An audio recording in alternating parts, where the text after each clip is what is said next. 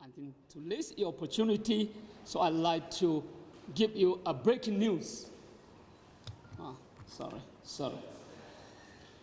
In order to strengthen the coordination, the communication, the friendship between the embassy and the media friend and the think tank in South Africa, I think I would like to, sometime in China where you say, women is a half of sky.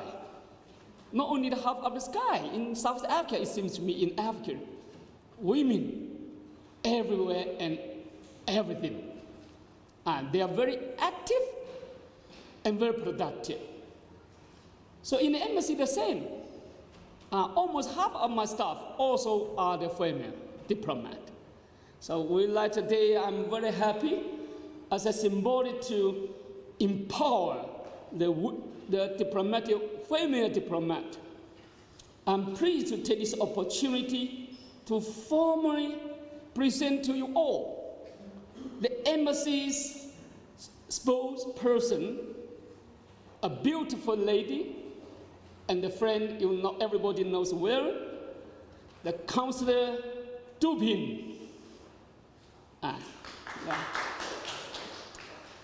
She is a very experienced female diplomat and has been served as a PA to our ambassador to Netherlands, now the renowned female judge of the International Court of Justice, Madame Xie Hanqin. And from 2011 to 2013, Councillor Dupin served in Chinese embassy in Oslo, Norway, as the spokesperson of the embassy and the director of the political section.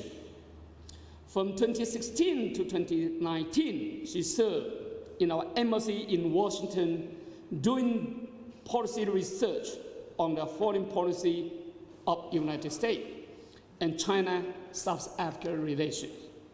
And before she went to American, she served in the headquarters, the Ministry of Foreign Affairs, as a Deputy Division Director for the China-EU relations. And I'm happy now she came here to join us for almost a little more than 1 year. So now she stayed, she was born and she learned in Asia, but she served in American, in European Union, in Africa. She's a very, very comprehensive female and promising female diplomat in my embassy. So during her 1 year stay in South Africa as a chief of the information office in the Chinese embassy in South Africa, she's no stranger to the media friend. So when she came to my embassy, she's get ready herself to make friends with all the media friends, think tanks, and the people in the country. And of course, she do so well. She also got promoted as a counselor in our embassy for the public diplomacy in the embassy. She's very good at listening and full of affinity with the solid professional and cultural background. I'm fully confident that she will serve as the perfect contact point and strengthen the communication between the media and the embassy so as to foster the better understanding and friendship and cooperation between China and South Africa, China and Africa, and I hope China and the world. It is my sincere hope that she will become your close and good friend or better friend in the embassy in South Africa. So now let's welcome Councillor Dupin to chair today's press briefing. Please.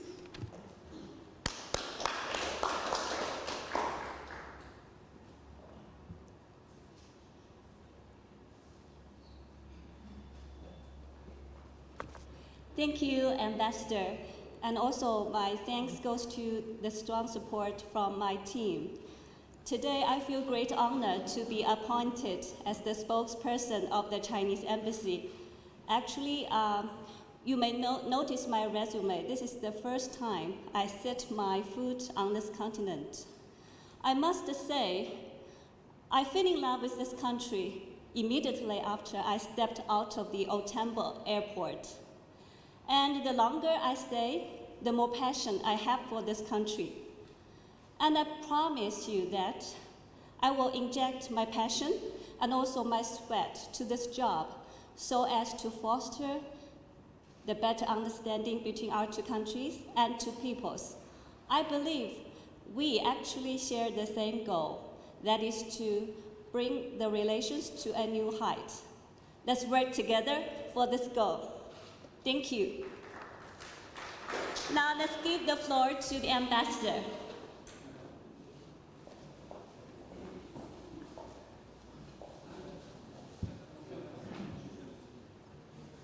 Today, to celebrate, to enjoy the Women International Day, each of you, the family, I hope the men also can get one for their partner or their wife. This is the small gift. It's a very special day. I hope before you leave the embassy, don't forget to get the rose to celebrate our Women's Day. No, thank you, Councillor Zhu Ping. So today I think I'm happy here to take the first press briefing with you, and I'd like to share some message. At least today I have three messages I'd like to share with you all.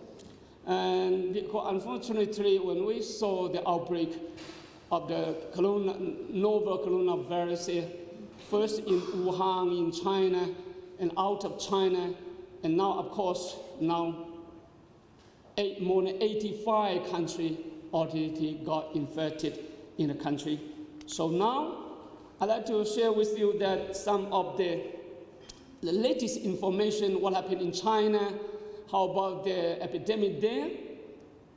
And I think it's, nowadays is the time for us to say we're very confident. We will surely win this epidemic in China very soon. In China, the second message that I'd like to share with you is the prevention and control system and the program and the medical prescription, I think, is so effective, scientific, and we are ready to share with the international community. And now my concern is not only on China only, or my worry. Now I have no worry about the epidemic in China because they already brought the outbreak, the spread of the coronavirus in China has been brought under our effectively control. We have no doubt about that. We will almost come to the end. And now my worry about is the coronavirus, the COVID-19, goes so far to the world. Everybody, every country in the world, as a government with the responsibility of the people, we have no choice but to pay high attention. And unfortunately, yesterday there's one announcement here in the country, the corona, the virus one, it get to our community in South Africa. So now this is something I'd like to share with you. And I'd like to say thank you so much for your coming, always follow me, follow the embassy to get the idea here and share the idea with your people. I'm so deeply touched that our media friend have been reported on the epidemic with an observative, rational, scientific, and friendly attitude. This time I feel very proud, very comfortable because for me, I always tell the truth. I never lied to anyone else in my life. For me, that's a job to tell the true story. You have briefed the South African people about the latest situation on the COVID-19 in a timely manner and enable the general public to put the COVID-19 into perspective elevated public panic. I'm sure after one more month's education in the paper, in the newspaper, now we understand what is it, the coronavirus, and how to prevent it. I'm so happy we do something good for the people. And strengthen the support and confidence of China from all walls of South Africa, in South Africa and the international community in China's fight against the epidemic, thus injecting strong and positive energy into China government and people's effective curb of the spread of the epidemic in mainland China over the past one more month. Hereby, on behalf of the China government, I would like to take this opportunity to pay tribute and express our heartfelt thanks to you all for your kind understanding and extraordinary contribution. I thank you all. So today I'm holding the first press conference with the main purpose to brief you that China will surely win the battle against the epidemic soon. And the Chinese people has been resuming their work and production. And more importantly, I want to inform you of the latest situation on the spread of the Covid-19 around the world, which is indeed posing a real threat to the life, health, safety of all peoples around the world, affecting economic and social development and international people-to-people exchanges and cooperation as well among countries, which shall draw high attention of you and all the international community. All countries around the world should stay united to fight against this epidemic, jointly safeguard the community with a shared future for mankind, and protect the life and health of all people around the world. I think the first information I'd like to share with you, that I got three main messages I'd like to share with you today. First, China will soon win the battle against the epidemic. 那数字有吗?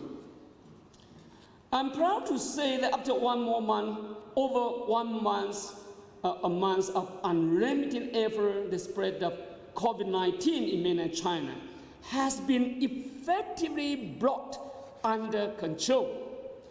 The situation in the whole country, Hubei and Hubei province, Hubei is an Wuhan in Hubei. Wuhan is a city, Wuhan is a province. So Hubei is an epicenter there, have shown a positive development. The positive development now we already got achieved in China is the number of both new confirmed cases and new suspected cases has been declining continuously and dramatically. And the cure rate has been increasing and rising significantly. The death toll from beginning up to today remain very low. As we know that as of March yesterday, the number of new confirmed cases nationwide has dropped to 100 nationwide with 1.4 billion population. Yesterday, we have 143 confirmed cases from 3,887 on the February 4th. I hope, no, I need the paper, the list. 能不能给我一张这个第一张的那个 mainland China 这个 And I'm happy this one every day. I pay money to publish. When you see this in the article in the main newspaper, you know what happened in China. Here. So I think this one, I'm so proud. I hope they will give me the picture. This one every day. When I wake up every day, the first message I like to learn is this. what happened in China, and how about out of Hubei. And I'm proud to say now, you see, from the top, February, the confirmed cases these are the confirmed cases. These are the suspected cases. So when you come to the beginning, the 4th of February, one day we have 3,887 confirmed cases. Let it come to the peak. And since then on, we'll drop dramatically. Now we already have 5 days, less than 200. Now we have about 100, less than 150 confirmed cases a day in China, nationwide, more than 5 days. Out of Hubei province, we have only 1 to 3 cases only. And so I'm proud to say now that also the death cases nationwide, less than 100 people died of the virus for more than 10 days. More than 13 days, more than 13 days already. Less than 50 cases. Less than 50 people died of the coronavirus nationwide, already have 9 days consecutively. So I'm proud to say now, since the 20 February, every day we have we already have since the 20 of February, every day, more than 2,000 people got cured and discharged from the hospitals. So now in China, we already cured the total cured cases already more than 52,000 confirmed cases. Now I'm proud to say, yesterday the paper told me that we have only 500, a little more than 500 confirmed cases in China. In China, we have only 522 confirmed cases in the hospital. We need to give them the medical treatment. So I think, that is suspected cases. Suspected 522 suspected cases, but we still have 25,000 confirmed cases in the hospital. 25,000 only. So now in China, we have the huge population, and this is the information I am proud to say, I'd like to share with you. That means out of Beijing, out of the epicenter, Wuhan and Hubei, more than 26 to 28 provinces already free of confirmed cases for several days. So now you can see some confirmed cases or suspected cases in very few. Out of Hubei, only 2 to 3 confirmed cases only. Sometimes, and now out of epicenter, no more people die of coronavirus. Out of the Hubei, no more people die for several days. For you see, if the people out of Hubei, the people die of the coronavirus, less than 3 people, we already continue goes for 15 days. In the past 15 days, the people die of corona less than 3 people, and sometimes 1 people or 0. I think now this information just tells us, first, the above mentioned data and facts that show us that, first, the COVID-19 can be prevented, can be controlled, and can be cured. That is very important. In the mid of February, we have to since 23rd of January, China suspended the public transportation, sealed the lockdown the Wuhan city with more than 10 million population. The situation is completely serious. But now, except Hubei and Wuhan and 2 control, the other 28 provinces already open, resume their life and production. So the practice in China now, the data and facts show us that this coronavirus can be prevented, controlled, and cured. Second, China's epidemic prevention and treatment measures and approach are scientific, and the medical treatment program effective.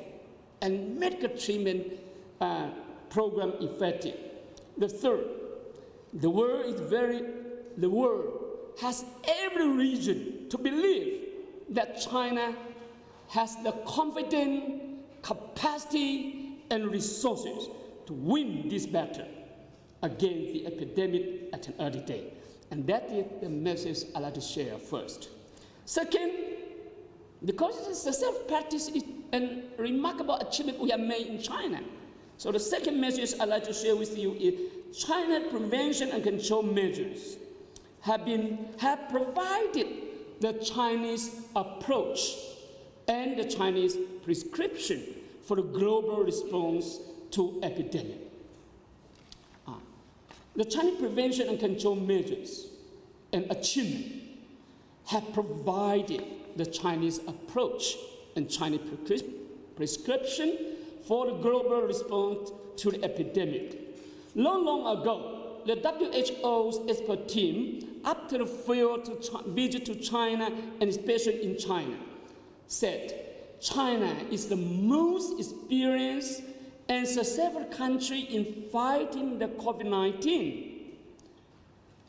China's method is the only one that has been proved successfully by fact.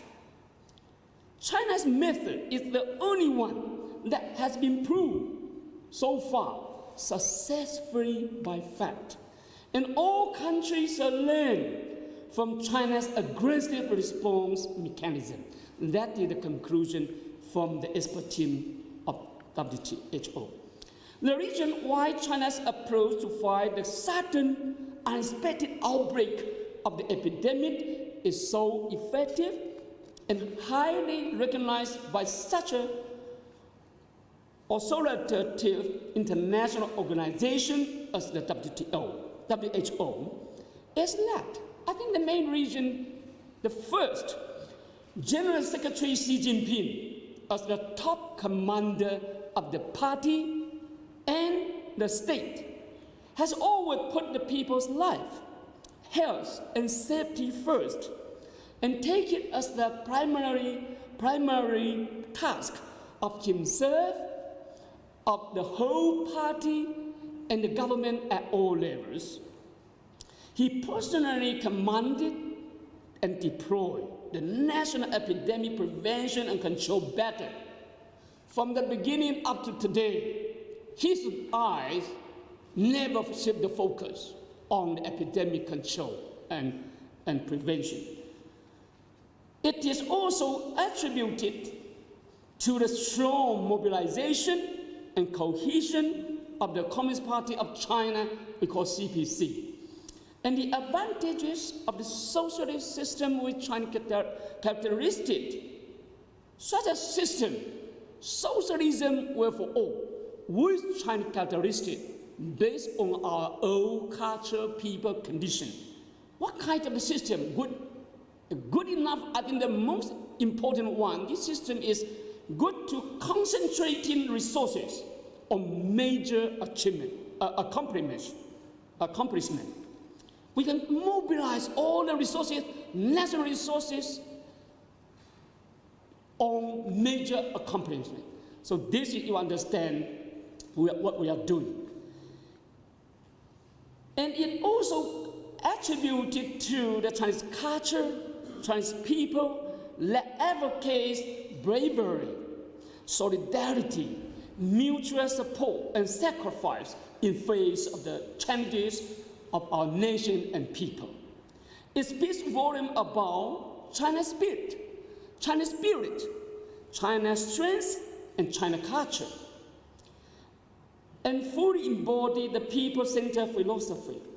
The philosophy is very important. Our philosophy is very simple: people first, people-centered. and the responsibility of a major country to lend a helpful hand to the whole world in times of difficulties. So after the outbreak of the epidemic, President Xi Jinping personally commanded and deployed the prevention and control efforts. A national joint prevention and control mechanism and system were put into place immediately and has been operating from beginning up to today and way to the end effectively. Military and civilian medical personnel and staff and medical supply from all over the country were mobilized and deployed, rushed to deploy to support Wuhan.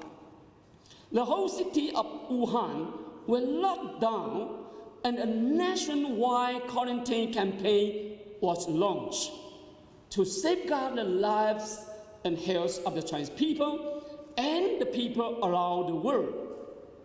Sometimes it's not easy to lock down a city with more than 10 million populations. That's the great decision they made. More than 15 billion US dollars of central and local emergency budget immediately. No money, how can you mobilize those people? Now everything is free there in China. So many people, medical treatment, logistics support, we need money, I'm proud. More than 15 billion US dollars of central and local emergency budget for fighting against epidemic has been provided in timely. 2 specialized hospitals with 2,600 beds for the infectious disease and more than 20 cabin hospitals, mobile hospitals have been built within days to isolate and treat the infected and suspected. New suspected and confirmed cases were detected, isolated, and treated as early as possible. This is why we come to the peak. 用那个纸在那边那个数字这样。We come 最好是有报纸的那个有合在一块吗？ You see, we come to the peak, but immediately come down. How? The nationwide quarantine campaign is very important, and make sure whoever get suspected must get that detected and isolated and treated as soon as possible. Free diagnosis and treatment were provided. It's not easy. Why the American, they have a lot of flu, people suffer from the flu, but they not find something there. Because if you in America go to test, to detect the coronavirus, somebody told me, I was informed that one test will cost more than 3,000 US dollars. So the poor people cannot go to test. They stay at home. But China will give them free diagnosis and treatment were provided. This is why all the people, they will not keep at home because the government give them free. So no one will keep the suspected and confirmed cases at home or in the community because free medical treatment. All suspected and confirmed cases were admitted in hospital to isolate timely from the family and the community, and to raise the treatment and cure rate and lower the rate of the deaths, the infection and deaths. We have unprecedentedly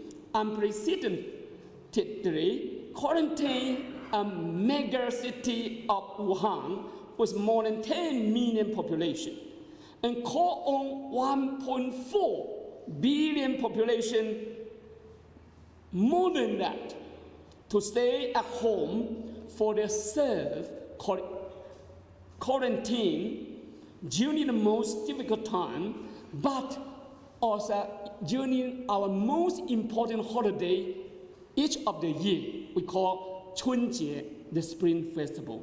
That is, 春节 is the time for the people, friends, family to get union, to gather. But the president and our government call them to stay at home to make your own contribution. So everybody close themselves from the friend. So, and strictly control the movement of the people in the whole country. Strictly control the movement for 2 weeks. And we give them 1 more week holiday. Let them stay at home, not to get infected each other. Last effectively curbing the large-scale spread. That is the way to curb and cut off the large-scale spread of the COVID-19.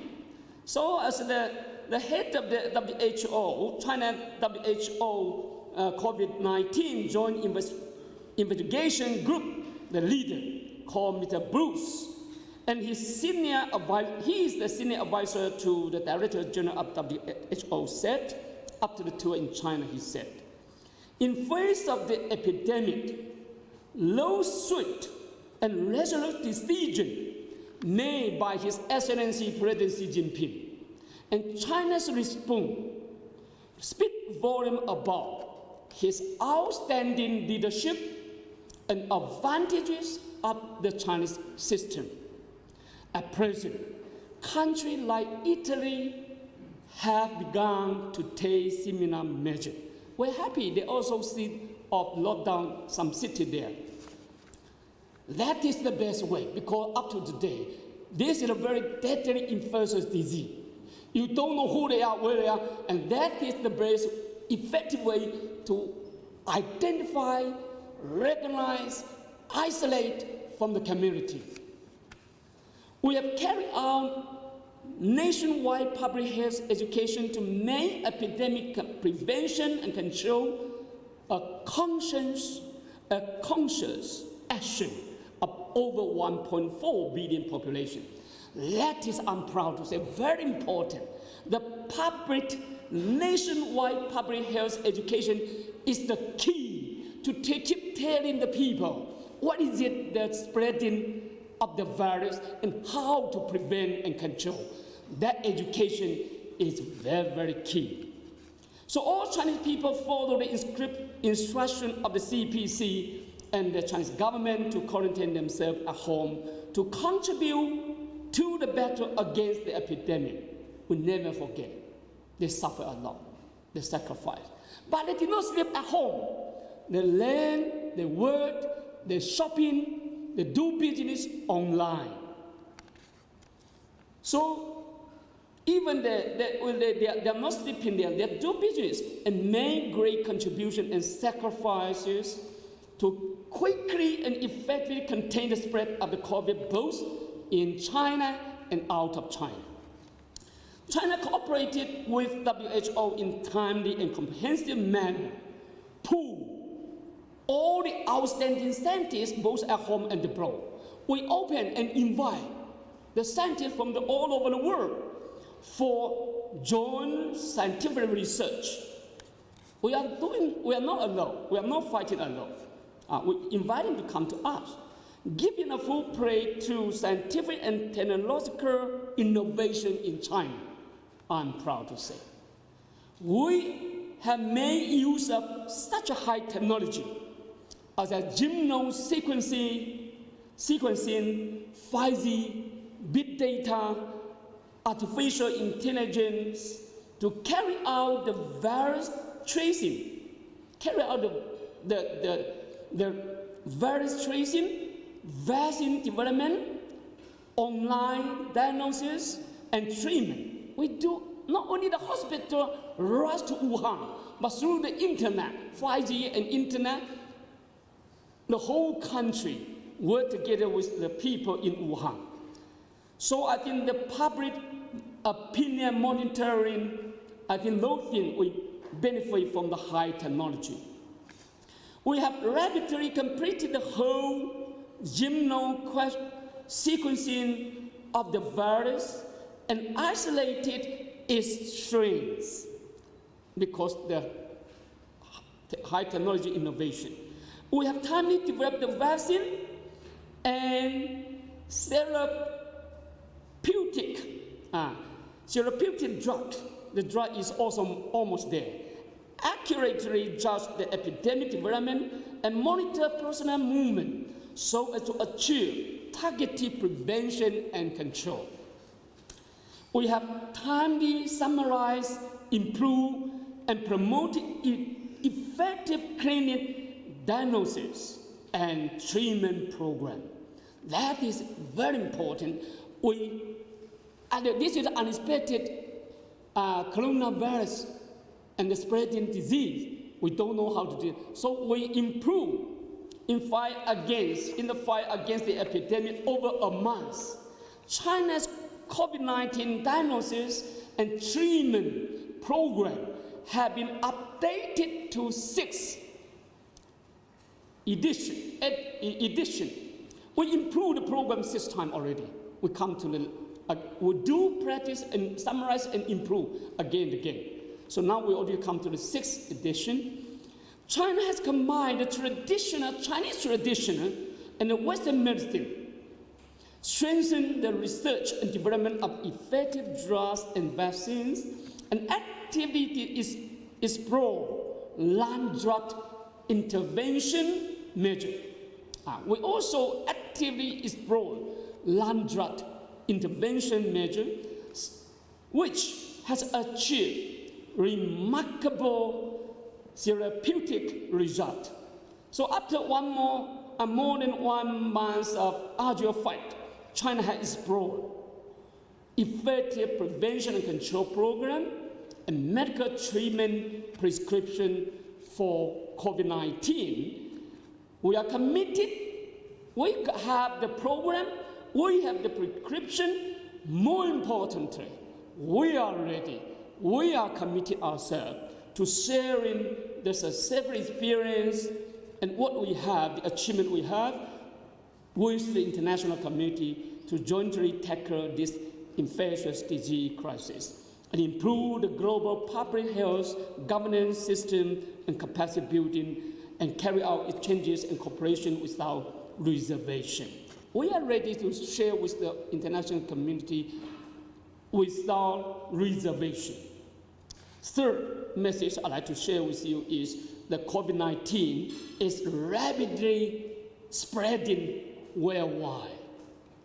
It's rapidly spreading worldwide, severely threatening the life and health of people around the world. So when WHO released its first global outbreak statistic on January 21st, at that time, on January 21st, he released the statistic. Only 3 countries out of China with 4 confirmed cases. 1 in Japan, 1 in South Korea, 2 in Thailand. On 21st January. But unfortunately, 1 month later, on February 19th, number of infected countries outside China remained 25. 1 month from 3 to 25 is almost there, is okay. But 1 week later, 1 as of 1 month later, they remain with 1,000. There are 25 countries with 1,000 confirmed cases worldwide. But 500, among which 542 confirmed cases from the Diamond Princess cruise ship.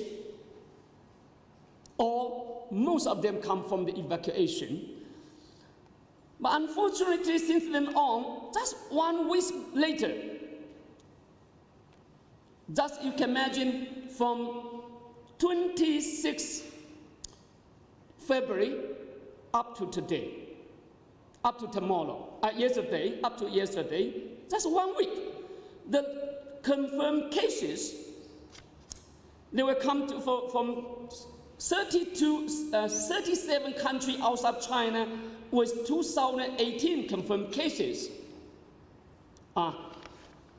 On February 26th, we have about less than 3,000 in 37 countries only. But that is the day the new suspected cases, confirmed cases, one day more than 459 new confirmed cases on that day. That is the first time the confirmed cases out of China, more than that in China, unfortunately to say. And now, unfortunately, to say that 8 days later, from 26th of February to yesterday, the country, the epidemic has spread to 84 countries and territory outside China. One day, a new country and territory on that day, not including South Africa. 84 countries yesterday, not including South Africa, because left figure is from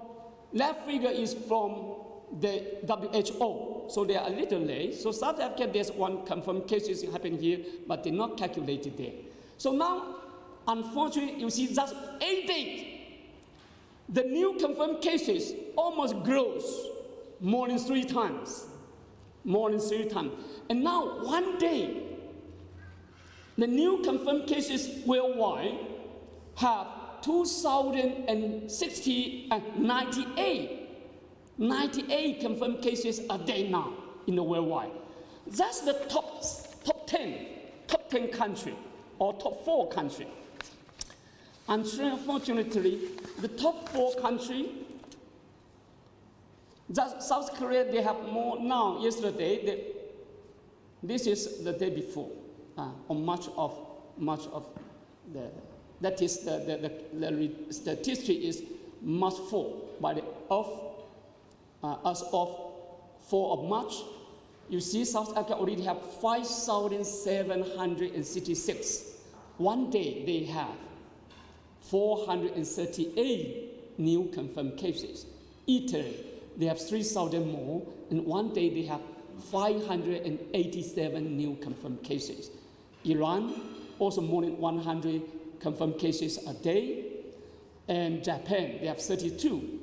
Just South Korea, Italy, Iran, and Japan, 4 countries a day, they have more than 1,600 new confirmed cases. So my worry now, the total number of the worldwide is more than 14.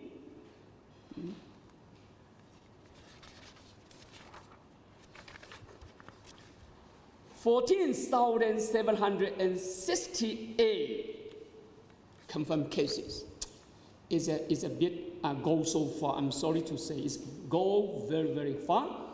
So the data and the facts show us that the ability, the speed, and the scope of transmitting and spreading of the COVID-19 is beyond our imagination.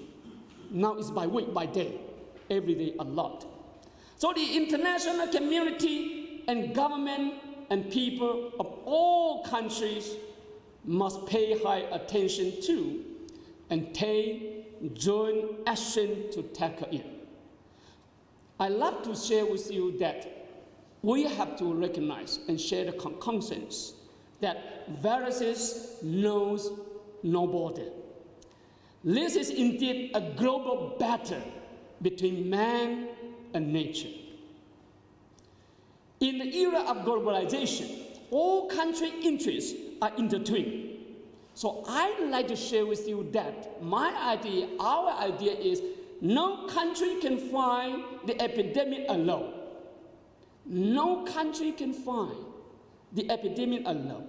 No country in the world is immune from the virus.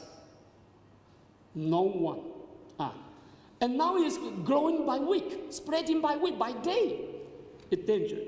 The only right choice is to uphold the idea of a community, of a shared future for mankind. You like or not like. You agree or disagree. This is a community of a shared future for mankind. You have no choice. We have to work together in solidarity and jointly tackle our common challenges facing the mankind. These are the three messages I'd like to take this opportunity to share with you. Now I'd like to take some questions from you if you have. As some media also have already registered your questions, so we'll give them priority. So first, CCTV.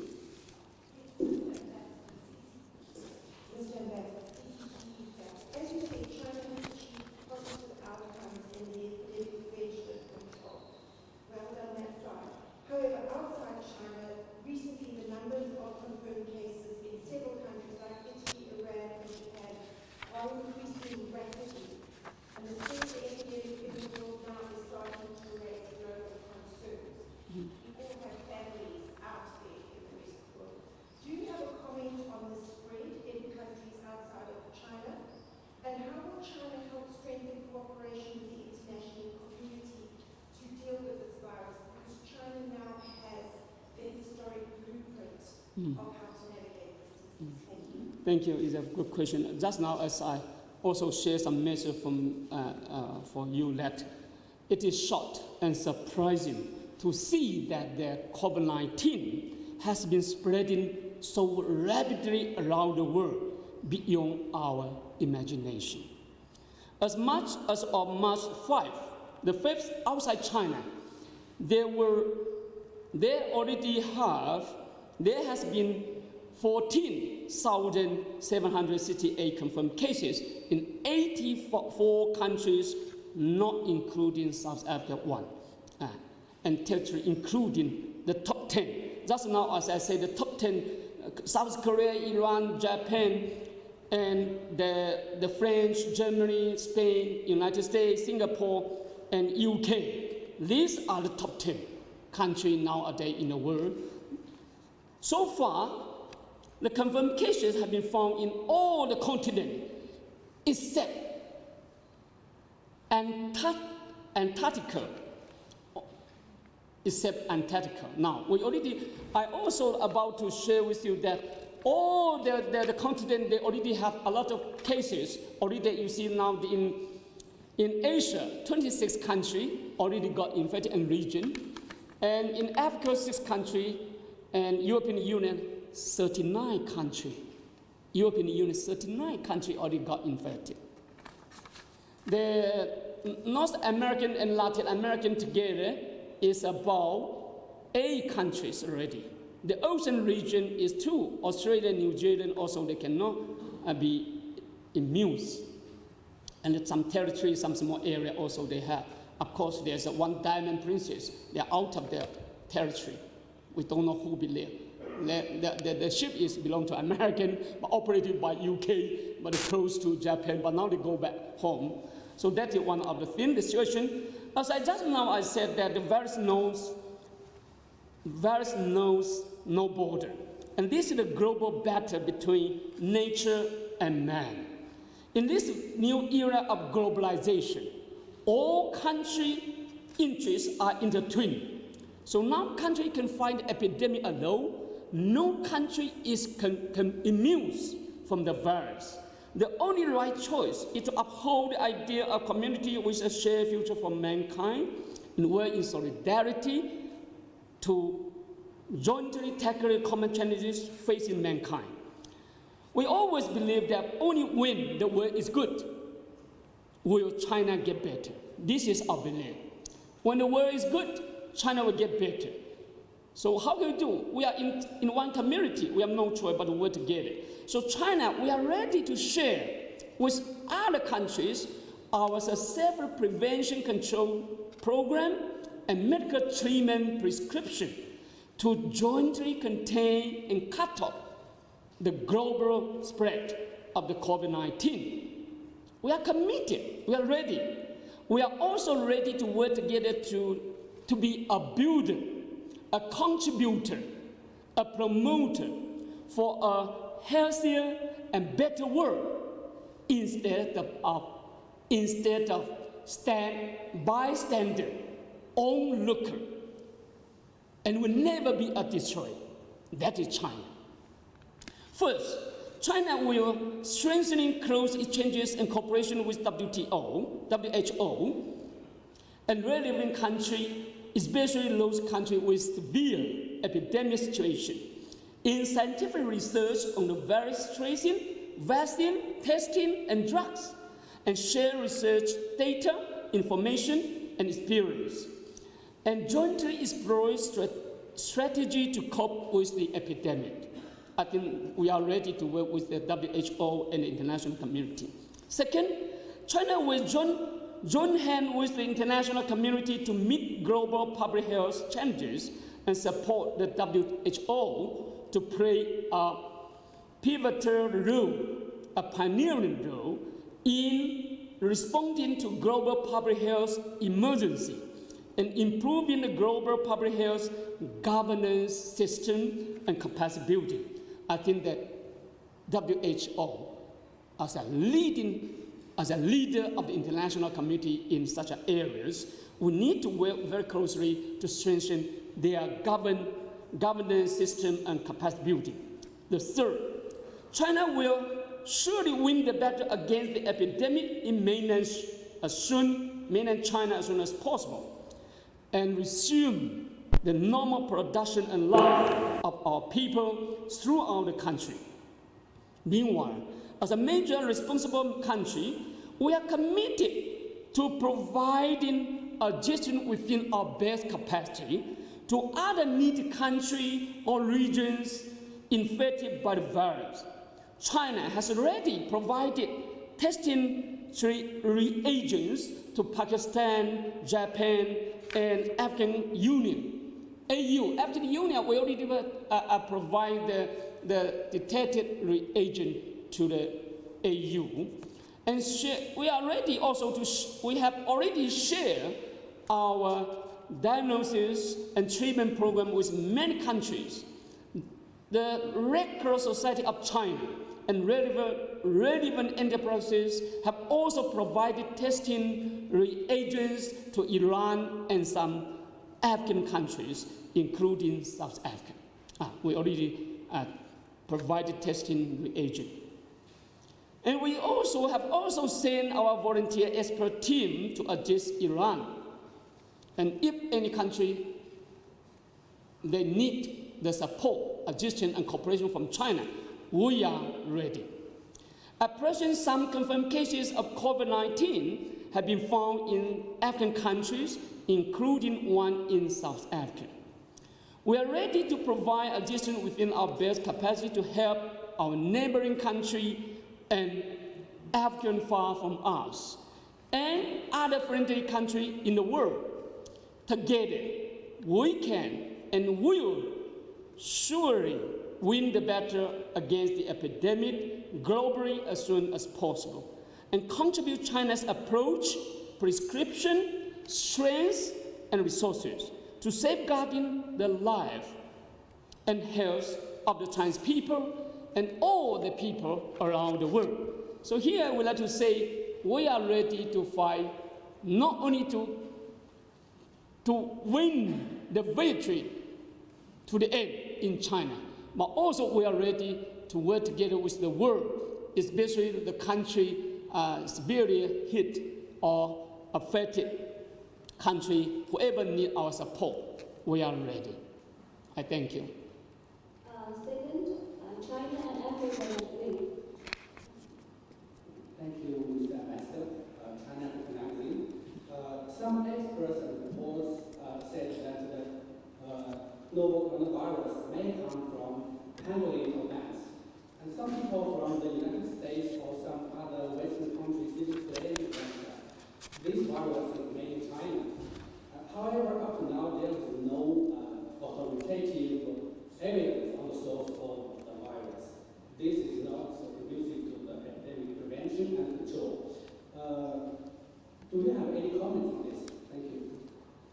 You're right. The source of infection of the virus remain unknown. Up to today, remain unknown. As before, we said this is a novel coronavirus. So up to today, no one tells us. They have a lot of discussion or remarks, But let me tell you that now the COVID-19 is spreading rapidly around the world. So in the face of such a severe challenges to mankind, scientists from all around the world are trying their best to research on the source and pathogenesis of the virus, the nature of the virus, develop the vaccine and drug. They were very hard. But however, scientists around the world, including those in the United States and other developed countries in the world, have not made a clear-cut conclusion that is universally acknowledged and recognized universally up to today now by the international on the source and pathogenesis of the virus and its mutation risk. Up to today, no one can tell us. They have a lot of argument or remarks, but they are working so hard there. There have been the large-scale outbreak, and there have been the large-scale outbreak COVID-19 in Wuhan and China, unfortunately, since the end of last year. We have noticed that some people in the West, with the Hindu agenda, accuse China of being the origin of novel coronavirus, or they even accuse China, they smear China by saying the coronavirus made in China. And some even allege that it was caused by the leakage of the Chinese biological laboratory. We also noticed that the Chinese have another saying. That some people in China also have the saying, have spread the Western media report, saying that the coronavirus caused by the leakage of the U.S. biological laboratory, where others claim that this is a biological war launched by the United States against China. Unfortunately to say, in this recently, there are some similar reports in the South African newspapers and online media. The same story they have transmitted there. But I have to tell you surely that so far, study by the scientists from countries like the United States, Europe, and Japan, they're the top developed country, most developed country in the world, shows that the source of novel coronavirus is still unclear, uncertain, and inconclusive. That's the conclusion they have.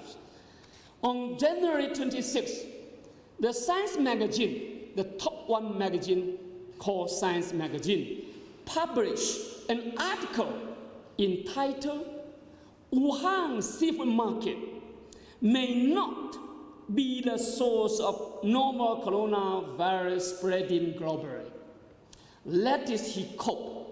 That's remarked by the columnist Mr. John Cohen, citing there's one expert called Daniel Lucy, an infectious disease expert at Georgetown University in the United States.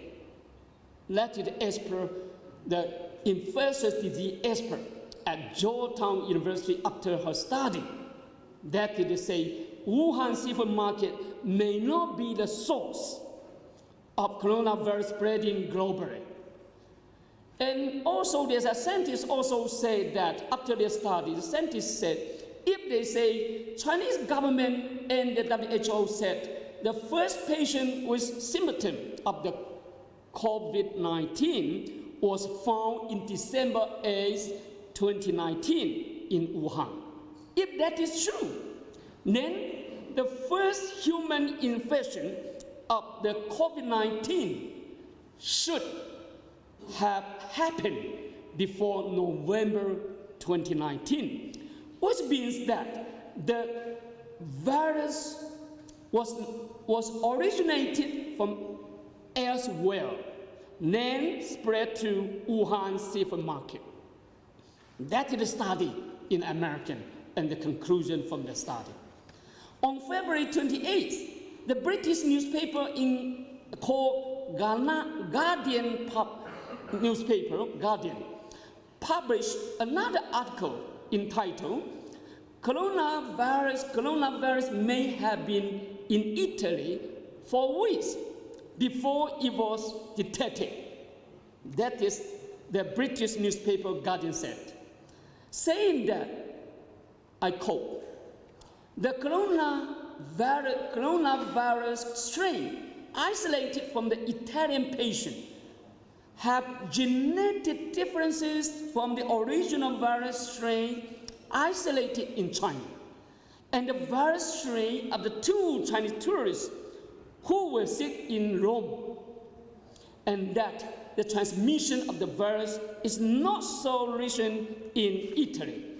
They quoted from Massimo Galli, an Italian virology expert, and I also continue to quote that they said, the novel coronavirus may have been spreading in Italy 2 or 3 weeks before suspension of the flight between Italy and China at the end of January. At the end of January, the airline from Rome to Beijing, China, have already suspended. So the US CDC recently confirmed an infection with the virus. The recently American CDC. Let the virus they happen that there causes COVID-19 in California in a person who reportedly did not have relevant travel history or exposure or contact with another known patient with COVID-19. That means there's one coronavirus infected patient in California. He did not have any travel record or exposure or contact with another known patient with COVID-19. So similar cases can be found in Iran and Italy. So the situation is very complicated. The source of infection of the virus where come from? The scientists from the world, from American, European Union, up to today, they have a different argument there. But all of them, they say they are not originated, not made in China, at least we can say. There's a Japanese popular TV also reported that there may be some confirmed cases of COVID-19 among the large number of influenza patients in the United States. United States, they have a lot of influenza patients a year, but they have no money to detect. They don't need to detect. They ask them to go back home, just rest at home. So you don't know how many they have. Recently, based on the result of the global scientists, the WHO stressed that the source of novel coronavirus is still uncertain and inconclusive, and stigmatization should be avoided. Zhong Langshan, the most famous expert in China's fight against SARS, he's the most famous expert to deal with the infectious disease in China. We call Zhong Langshan. He is 84 years old, but now he's fighting in the front in Wuhan, the epidemic, always there. He has made it very clearly that although the epidemic first broke out in China, it did not necessarily mean that the virus is originated from China, let alone made in China. I think that is the conclusion. I think it's very clear. So I appreciate the scientific and objective statement made by the South African Department of Health Department of Health and the NICD, which told the public that the novel coronavirus is new virus, not targeting specific racial or ethnic group. The statement they made also said, it is right and wise for the public not to be affected by the stereotype or discriminate against any specific group of people. It is so clear that the international community, led by the WHO, has not found out the source, pathogenesis, the nature, and the mutation rate of the novel coronavirus. Up to today, they do not have the clear-up conclusion. So China and Chinese people are also victims of the coronavirus, we have to say. We are also the victim. We suffer a lot. We paid a very heavy price to deal with this coronavirus, claiming that the virus is made in China or discriminating against the Chinese people are obviously groundless and unacceptable, as not fair to the Chinese people. What we need to do is to wait patiently for the finding of the world scientists, from the scientists from all the people, instead of buying the rumors of those irresponsible people. I thank you.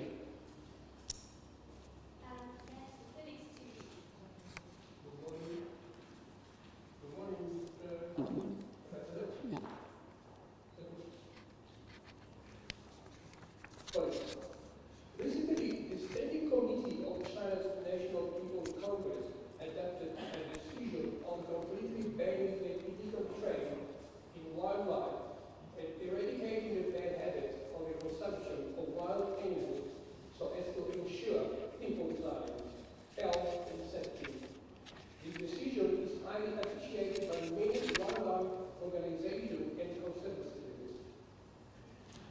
But at the same time, some people also question whether the decision will become a permanent ban and whether it will be effectively implemented. Do you have any comment on this? Thank you. It's a good question, and I'm proud to say, I'm proud and very glad to see, and proud to say that not long ago, that recently, China's top legislative body, we call the Standing Committee of the National People's Congress, that is our legislature, deliberated and unanimously adopted one decision, the decision on completely banning illegal trade in wildlife and eradicating the bad habit of the consumption of the wildlife. Not only against the poaching, illegal trading, but this time I think we never think in our 5,000 year civilization. Because as you know, we have 5,000 year civilization, we have a lot of people there. So a lot of people still living in the mountain area, in the poor area. So at that time they have some bad habit. But this time, the parliament eradicating the bad habit of consumption of wildlife, all.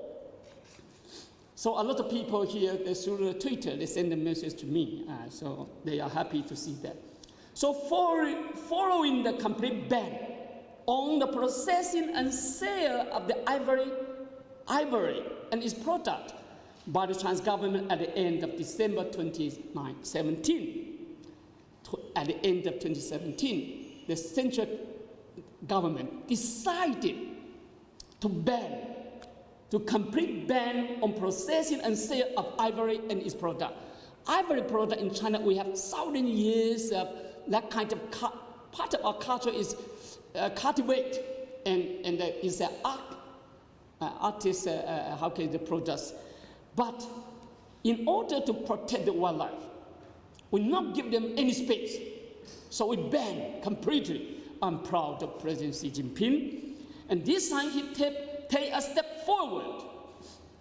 The China's top legislature has enacted the most stringent, solid, and resolute law to protect the wildlife, prohibit and severe crackdown on all kinds of poaching, illegal trading, and consumption of wildlife.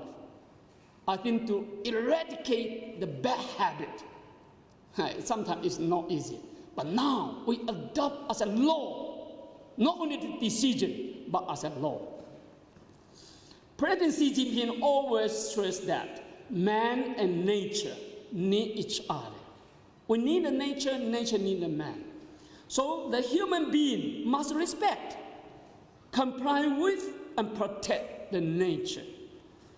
So Xi Jinping further said that harming nature will ultimately hurt human beings themselves. I think his philosophy, I love it so much. The Chinese government adopted the wildlife protection law and carried out cooperation with many countries in the world, including so many countries in the continent, in wildlife protection. However, like other countries in the world, there are always a very small number of individual criminals taking risks to break the law. We have the decision, we have the law there, but of course they have some problem. But I think this time is different. I'd like to assure you, China is a country under the rule of law. Xi Jinping stressed that, and he instructed us. We must be fully committed ourselves to governing the country by law and strictly abiding by law and severely punishing any lawbreakers. As a country under the rule of law, we must abide by the law and punish severely any lawbreakers, no exception. China will protect the wildlife in accordance with the decision on completely banning illegal wildlife trade, and eradicating bad habit of consumption of the wild animals adopted by the top legislature, and adopt a zero tolerance attitude towards any illegal hunting, trading, and consumption of wildlife. We will strengthen market supervision and law enforcement in accordance with law. This is the law.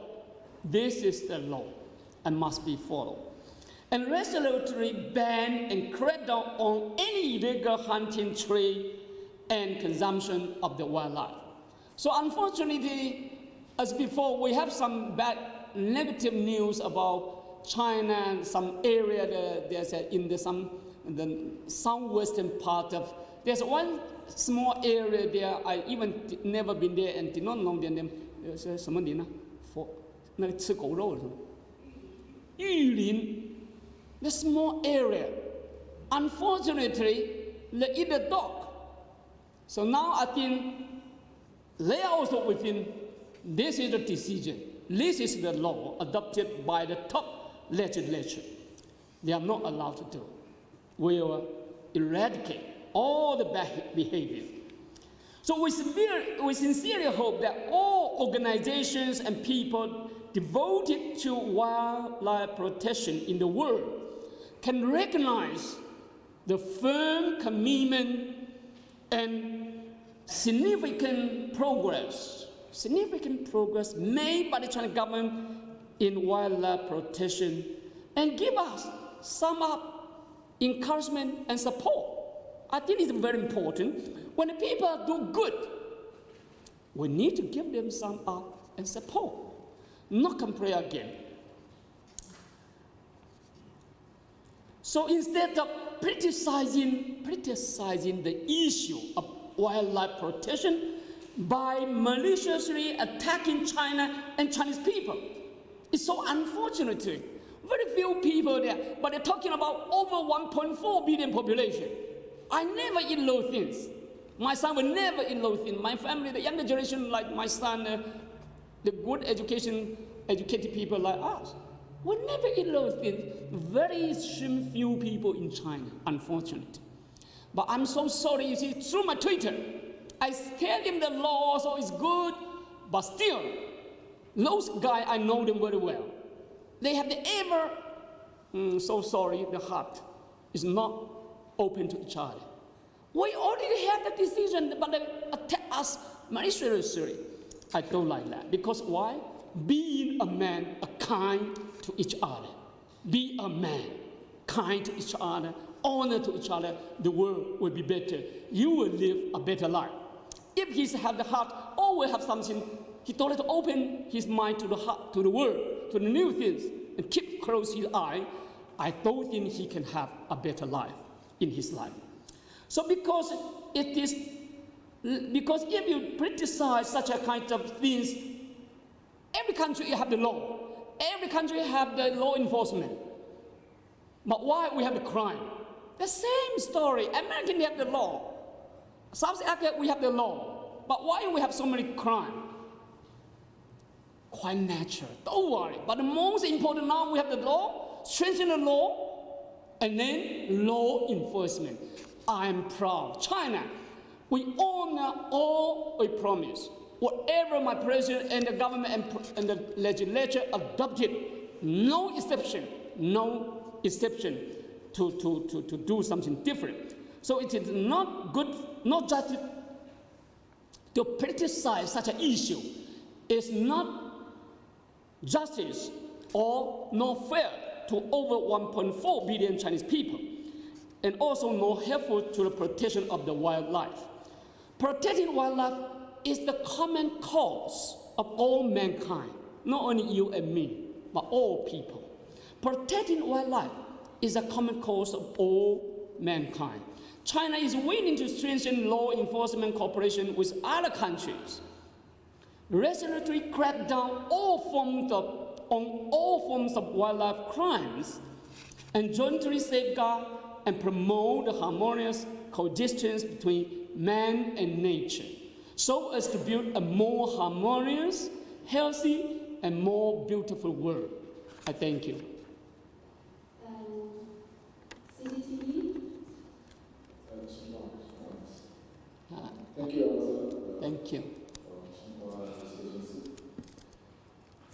Recently, China's Ministry of Justice did a draft regulation on the administration of permanent residents of foreigners to solicit public opinions, which has allowed limited discussions amongst Chinese netizens. Some people think that especially a true global is the attract to low quality population to China. So South African media published articles saying that China's social media are full of discriminatory remarks against black people, and that China is one of the countries with the most serious racial discrimination in the world. So, do you have any comment? It's so unfortunate to hear and to hear such a story and to see such a remark happen in the social media. I'm very proud of myself. In my life career, a diplomat. As a diplomat, I serve in the continent. I serve the relationship and friendship between China and Africa. I always will be proud to have the friend in the continent. Of course, most of the people in the continent are black. They are our brother and sister. They are our brother and sister. We work together, we enjoy together, we embrace together. We also kill each other.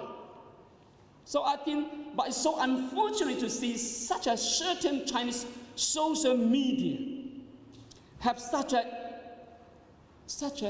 ignorant and irresponsible remarks. If the Chinese is thinking of that, I sometimes got some message also from the social media like that. Few, but some of them, they know nothing about the continent. When the black people go to China, they look very straight. Why are you so black? They imagine, they say, because your country, the sun is too strong. They did not know the human being, the creation of God. White people, black people, and yellow people. So this is the problem. So this is how important we need to change the people to people. So unfortunately, to see such a kind of ignorant and responsible remark in China, and also unfortunately to see the South African media publish such an article. Although we cannot give them space. We cannot give them space. That the Latin is not good. Although the author, we understand. He is studied and lived in China for long. He studied in China. But unfortunately to say, he still lacks an objective understanding of China and the world. Every country has something ignorant remarks, irresponsible remark. But it's not the policy, not the culture, not the government people believe. But he likes to summarize as the common belief. It's not good. And he turned the bright eye to the friendliness of the Chinese and the friendship between Chinese government and people towards the African government and people, solely based on those verbal pieces of biased remarks by a handful of the Chinese individuals. How many people? We have 1.4 billion population, 5 people in the world, 1 is Chinese. So only few people there. He presumed China as a racist country. This is subjective and one-sided. I don't like to see that happen. In the discussion of the regulation on the administration of the permanent residence of foreigners, you see, this is another law. We open to the whole world, but we need to keep them well. We give you the green card or resident ID card so that we make sure you are living in China legally. I think it's very good because the regulation on the administration of permanent residence of foreigners, this is the first. In China, we enact the law. The vast majority of the Chinese people are rational and objective, I'm sure that.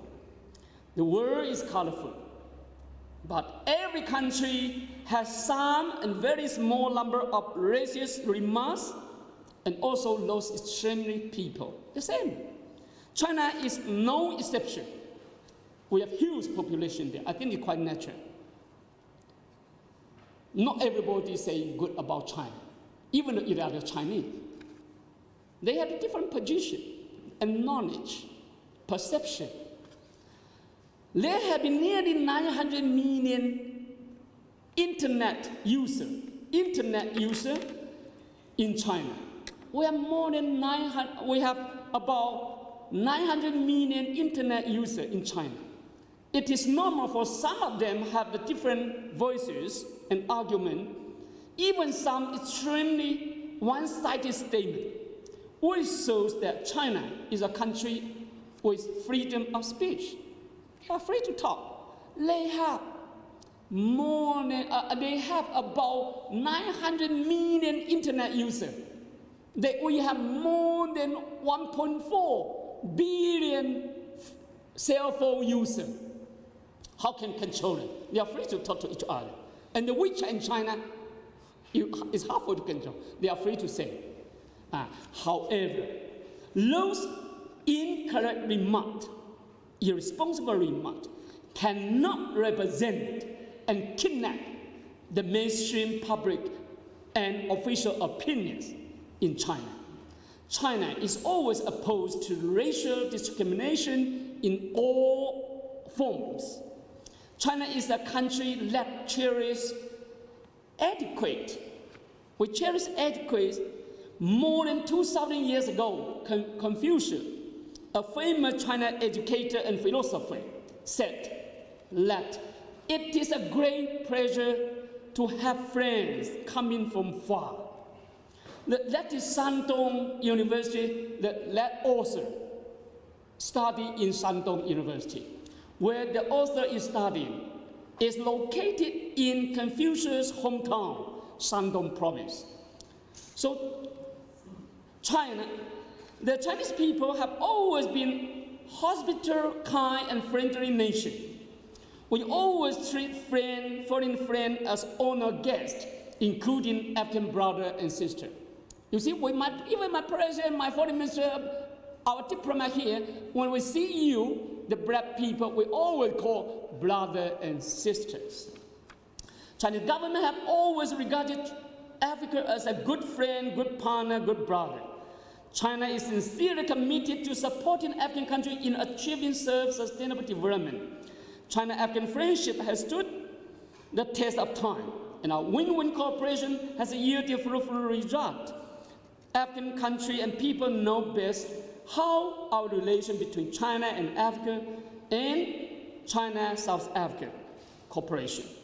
It is unfortunate to see that China has become, we just get rich.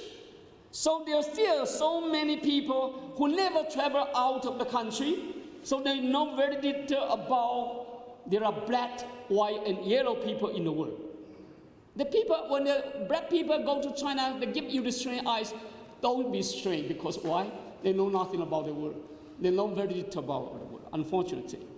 So affected by the legacy of the Western colonialism, some of them, they give us sometimes in the Chinese perception, when you say you are from Africa, in the perception is black people, disease, conflict, poverty. And that is, we got the perception from the West. They always give us the conflict, poverty, and black.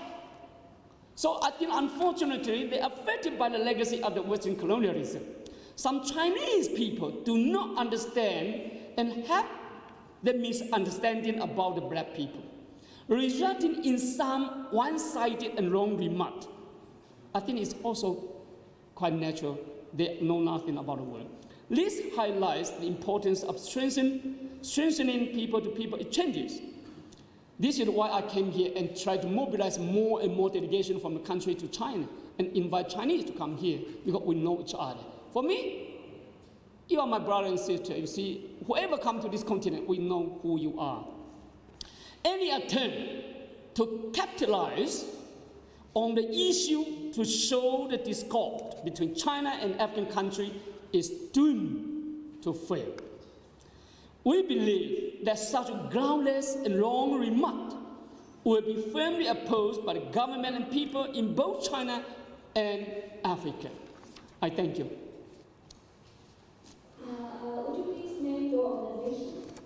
Gentlemen. Thank you.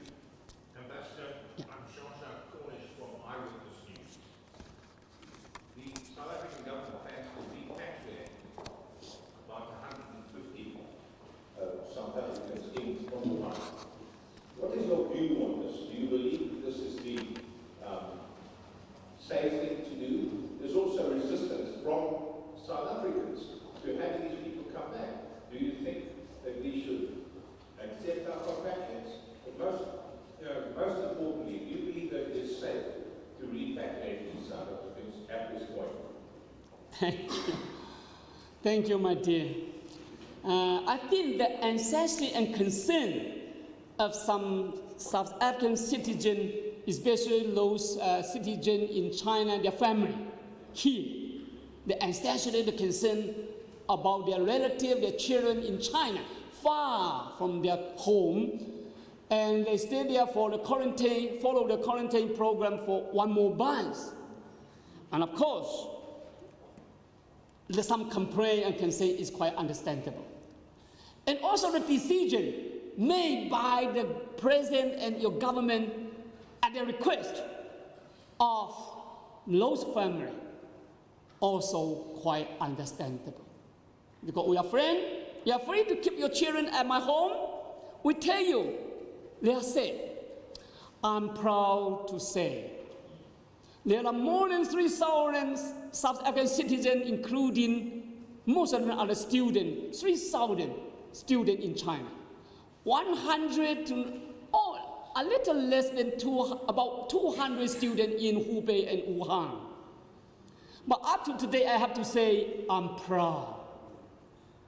Your citizens, especially the children as a student in China, including those in Wuhan and Hubei epicenter. They are safe. Up to today, no confirmed cases from South African citizens, including a student in China. I'm proud to say that there's no confirmed cases coming from China to South Africa, although we opened the airline to China. Because why? We take it very serious, very strict, and solid measure to make sure whoever comes to this country must be safe. They are not free to get the airline and fly. No, they have to tell our airline, how about your record in the past 2 weeks? Do you have any symptom? They have to sign, because we have the law on infectious disease. If you know you are infected and you're traveling, you are already against the criminal law in China. We have the law on infectious disease. Let me whoever know who already got infected, but you're traveling, you are the criminal. The law will serve. So you see in China, they train there, but they say, oh, they are very not comfortable, they have other complain what? We are not free to move. But unfortunately, the students there, they do not understand why we not allow you to move. Why to protect you, not to get infected. They like to be free to move. You are free to move, but you are free to get infected. So with this, hi guys, stay at home. One couple, 2 days, you have one people, the strongman, to buy the thing you need. And all the students stay in the campus. We give them the food, no problem. And now the student or some citizens, some of them, not everybody. Let me tell you some good story. A lot of students fighting together with us. But some students said they are not freedom to move, and they complain about the food. The logistic support is not enough. I challenge them to think we are at the wartime, a national wartime against the epidemic. Now, the city is suspended, but your food and daily necessity is supplied. By whom? You are free to stay at home to complain. But we, some of the Chinese people, have to fight for you, to survive you. With the mask, with the medical supply, with the daily food, we make sure everybody have the food and medical supply. And in case something happened there, the hospital now is empty. We have less patients now. The confirmed cases decline dramatically because the cure rate grows more than 2,000 a day. So now the total confirmed cases now is not too many, don't worry. The hospital we already closed. 1 to 2 came in hospital already. That means the hospital in Wuhan more than demand. And we have the best medical doctor to serve the infected people. So I think, of course, I'm proud. They are safe, and we did not allow any infected virus coming to this country. I'm proud to say, and we have some Chinese come back. We have some Chinese come back, including my staff. Whoever want to come back from my embassy have to get my permission, writing. And whoever come to the country, make sure they are not come from Wuhan. Wuhan, I have one staff. I give them 1 more bank holiday at home. But now he's do as a volunteer in the community. He have to do the job there. But he is not allowed to come back in Hubei, suspended, because we suspended them. But whoever come here, get my permission, from the airport, go straight to home. We have one special car to bring them to home, and we give them food for 2 weeks. They test the body temperature every morning, have to report to me, ensure me you have no symptoms all the day. So then, whoever want to get out of their home to my embassy, have to get my permission. Now, including you, now come to my embassy. You have to tell me, did you travel out of the country? Now, the virus is not only from China, from the world itself, and Antarctica. So now is not the time for the international traveling. It's not a good time for international traveling. But because why? Because the risk of the infection in the aircraft, in the public transportation. So now your student in China, of course they have now more people, well, about 180 people come back. They are welcome back home. They are free to come back home, although we suspended the public transportation in Wuhan, still maintain the suspension. The Wuhan and Hubei still locked and suspended because we did not come to the end to fight against epidemic there. So it's not easier for them to transfer. At this moment, no more transportation in the city, no more. But you have to charter the special car to mobilize all the students to the airport. No more hotel, my dear. Because why? All the citizens, they stay at home. They are not free to get out. A lot of people in Wuhan, they're working in Beijing. They're working in Wuhan, Shanghai. But they are not allowed to move, get out of the city. More than that, we mobilize more than 40,000 medical team, medical doctors, nurses from the country to stay in the hotel. So all the guests, when the outbreak of the COVID, they are not allowed to move, so they occupy all the hotel. Now the hotels are full and free for them to eat and live. And we need more room for 40,000 medical doctors. So some of them do not have the hotel, but we find somewhere they're there. So now we have to see your understanding in Hubei, in Wuhan, no more room for any guests. No people allowed to get out of that, but because your governmental decision, you get our understanding and support. We will try our best to make any necessary to make that happen smoothly. We already coordinate. I chair a committee, working group in my embassy, chaired by myself. And we communicate with your DECO, your Department of Health. We communicate with the Chinese authority. And now, whoever go to China, all protocol observed. No people to welcome you, no flowers, no shake hand, no dinner, because we are not allowed to move.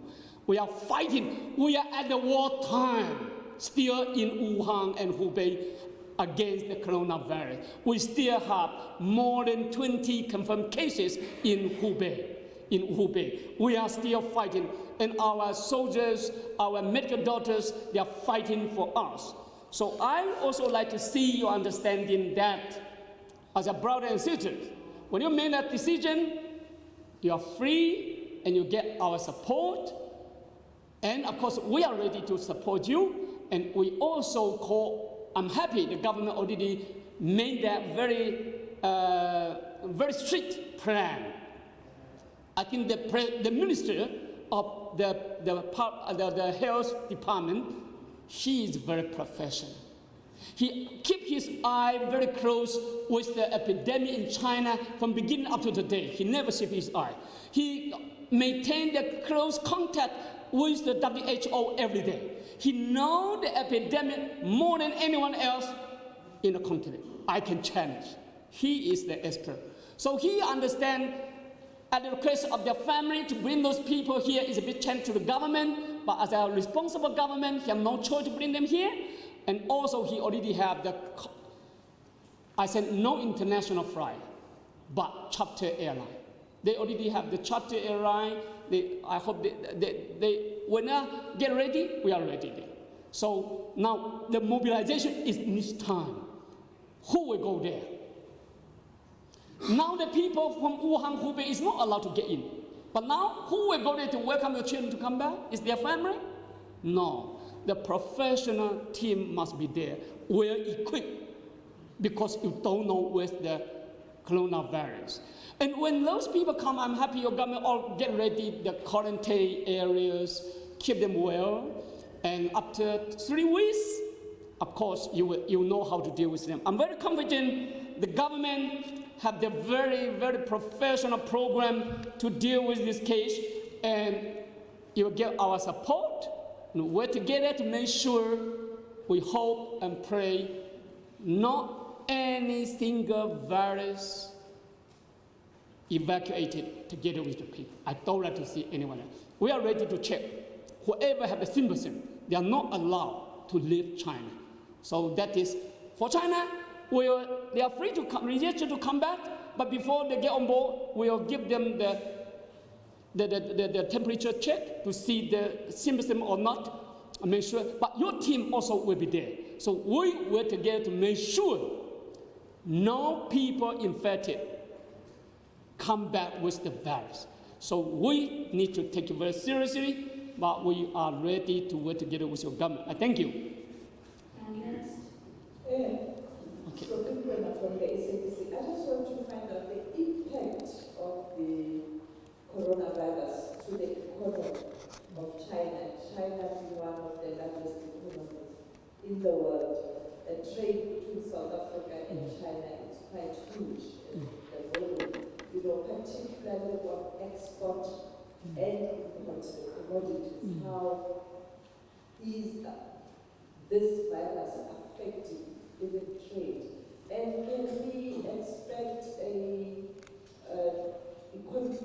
challenge in terms of the economic growth globally based on this? Because America has a similar problem now and is also one of the largest economies.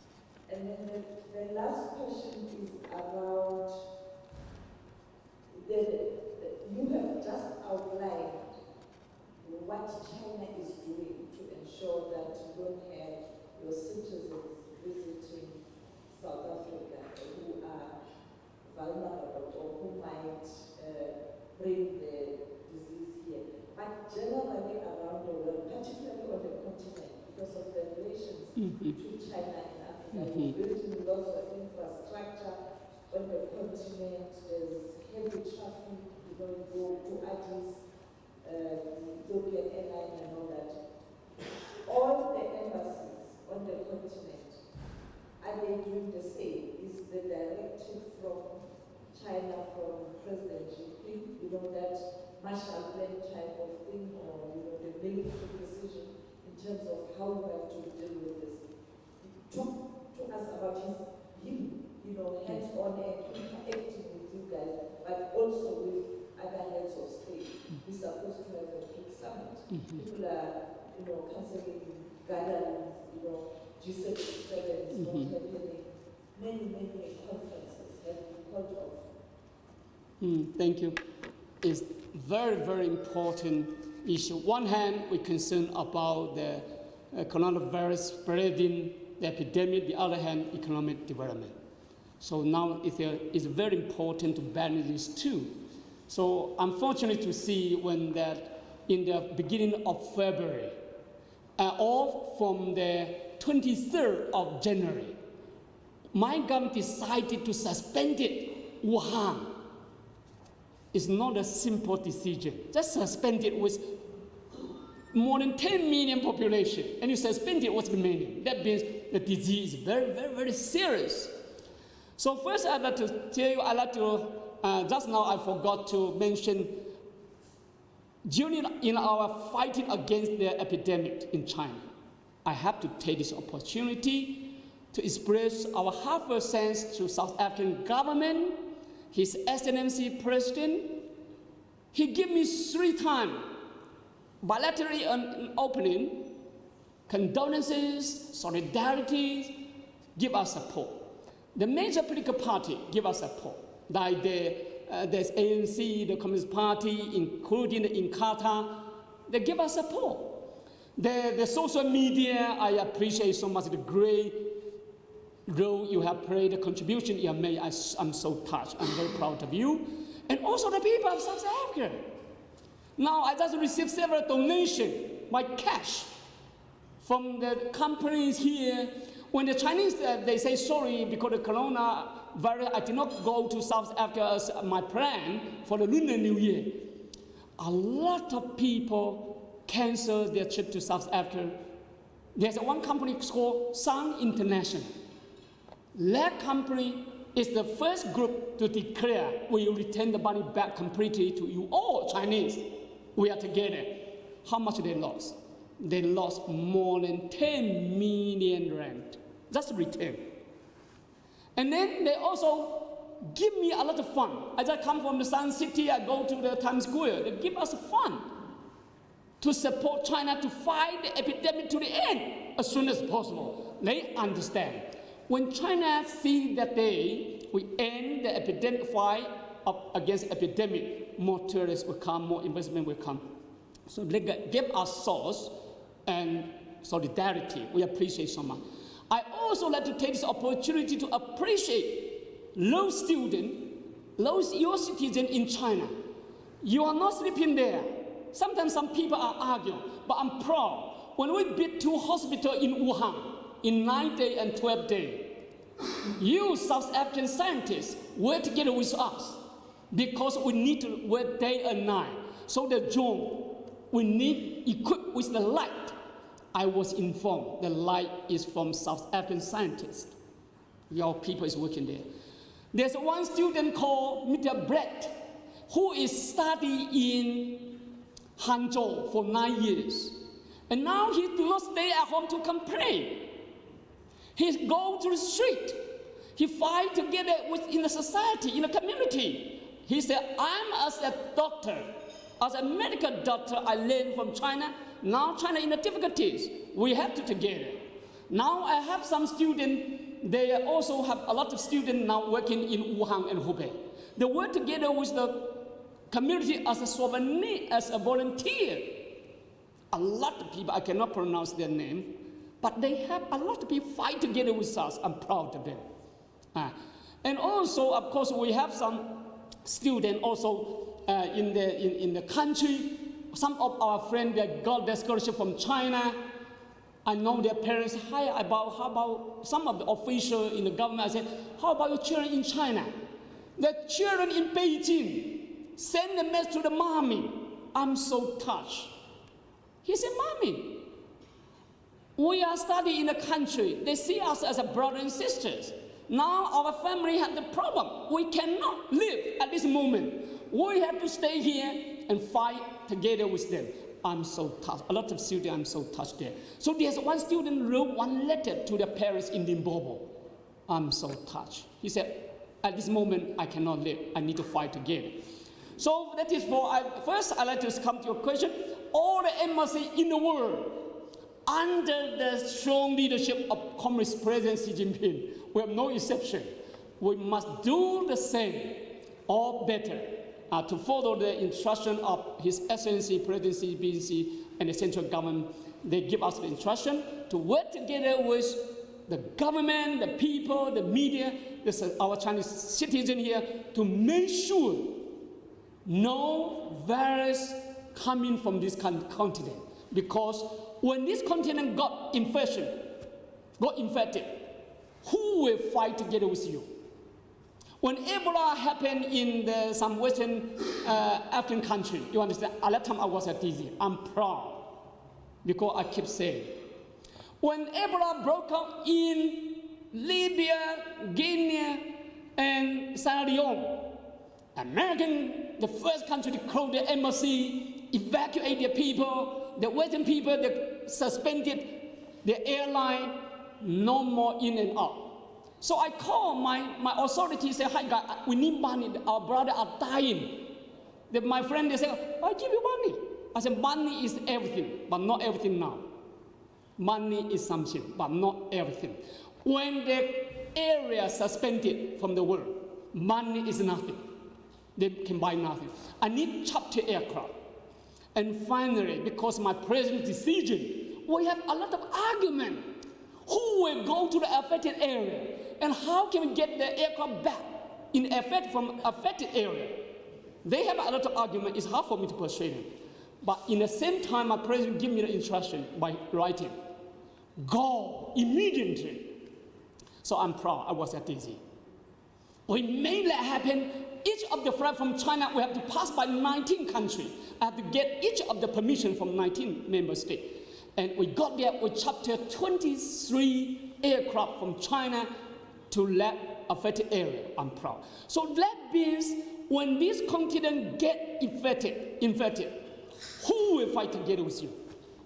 So this is, we need at the very beginning, we understand, we must take this most stringent silent measure to control, to stop the virus from coming to this continent. We are proud. Up to today, you are the less country and less confirmed cases in the continent. Because we understand when this continent get infected, China, we have to fight in 2 continents. And that is a big change to us. Now we are continuing to fight.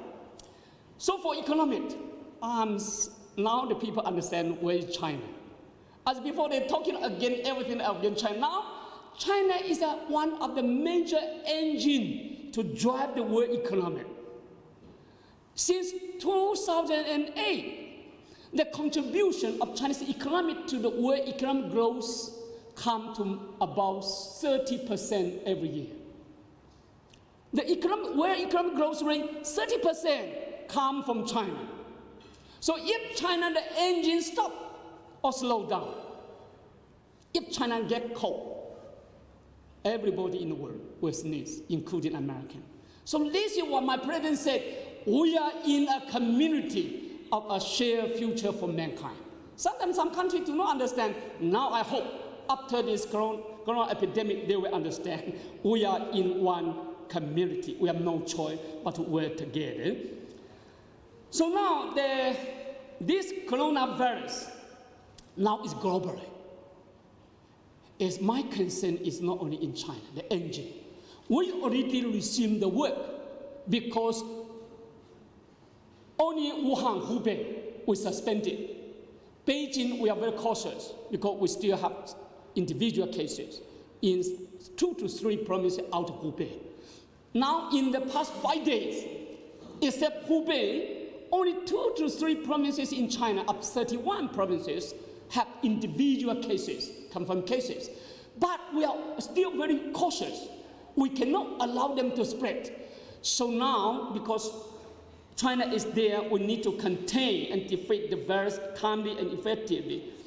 And I think this coronavirus, it will have the negative impact on the flow of peoples around the world because now it's globally.